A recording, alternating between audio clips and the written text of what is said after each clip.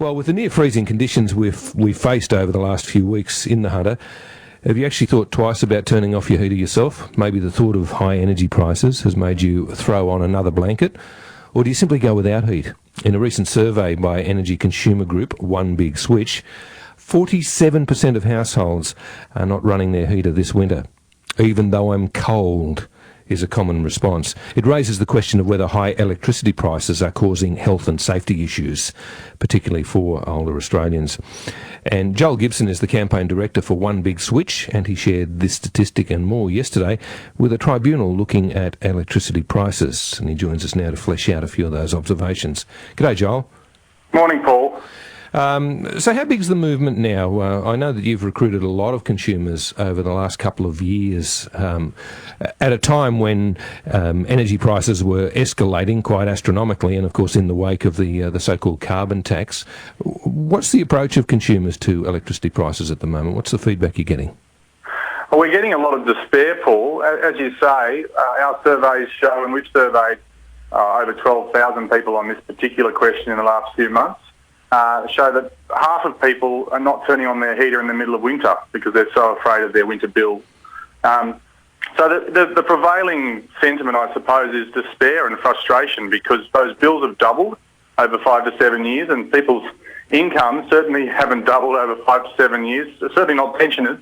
And those are the people, obviously, that we're most worried about as the old and frail and unwell, for whom this is probably a health issue, not just a financial one. Joel, is one of the things we can do for our parents and grandparents is get them more energy efficient appliances, because they do like to hang on to their possessions. They don't like to throw things out, of course, and they may have less energy efficient products, mightn't they? Yes, absolutely. I mean, the difference between, for example, a fridge bought 10 years ago and a fridge bought today might be as much as 40% in terms of energy efficiency. So obviously, if our parents and grandparents have old appliances, they're probably going to use more power than the newer appliances. Look, there's also a range of rebates and concessions available to pensioners and to low-income households in New South Wales. So they should get onto our website at onebigswitch.com, or they can go to the Department of Energy website and chase up some information on that. And the other really important thing, and probably what we spend most of our time telling people, is that they just need to make sure they're on a competitive plan. It doesn't have to be the best plan on the market, because frankly, if you're on the best plan on the market this week, the markets could move next week. But as long as you're on a plan with a big discount and competitive, combination of discount and underlying rate, then you're doing everything you can, I suppose, to keep those costs down. Joel, it is hard to monitor though, isn't it? Because the companies are after market share, so they offer incentives that are not always long-lasting. So there's no one set cheap provider, is there? Because there's that much movement in the market, you never know who's got the best product from day to day. That's absolutely true. I mean, we're in the middle of an energy price war in New South Wales at the moment. It's been happening since about a month before the end of the financial year. So this is probably 2 months in now. And we've seen half a dozen really competitive offers trying to outdo, each other from the retailers. I mean, we've been running a campaign over that time. We used the people power of our database, which is 150,000 odd people in New South Wales, to get a group discounted offer. And we've already seen other retailers respond to that.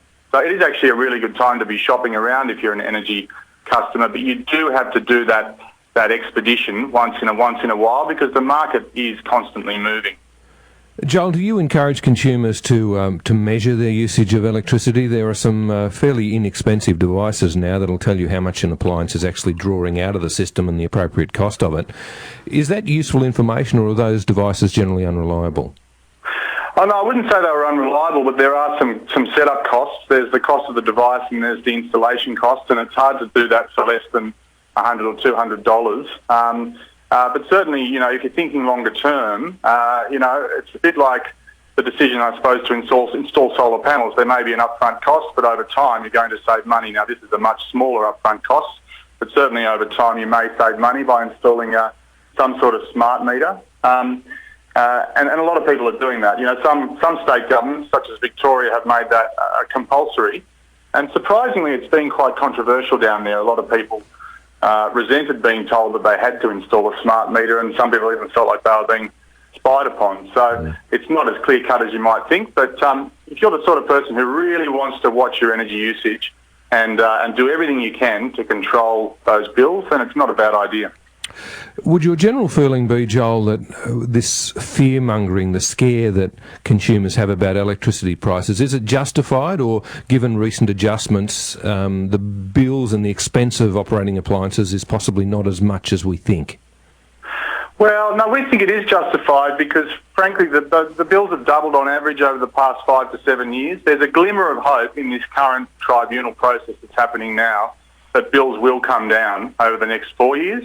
But it's far from a done deed. I mean, the networks in New South Wales have launched a very sophisticated and expensive legal challenge with taxpayer dollars to make sure that, or they would hope to make sure that we don't get those price cuts. They're actually asking for an extra $560 per household. That's their ambit claim, which the tribunal's deciding upon. So we're not prepared to say yet that the battle's been won. And sure, appliances might be more energy efficient, but at this stage, that average bill figure isn't necessarily coming off, and we'd like to see it come, down from where it is, because we're paying some of the most expensive electricity bills in the world at the moment. Yeah. Joel, the other thing that's just come to mind for me, of course, is the fact that many of our parents and grandparents are living in older properties, pre-BASICs, that don't have the energy efficiency in construction as well. So it's pretty much a double whammy for them. They're in colder/hotter houses, as well as being struck with energy bills that they might not necessarily be able to afford.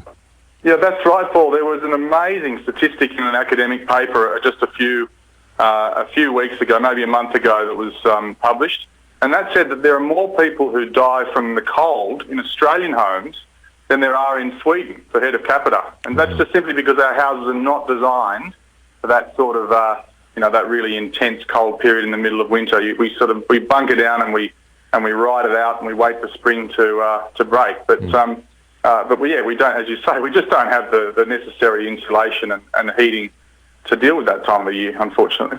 All right, Joel, it's a timely reminder. Thanks for joining us. Thanks very much, Paul. Thanks for having us on. Joel Gibson is the campaign director for consumer group One Big Switch here on 1233 ABC.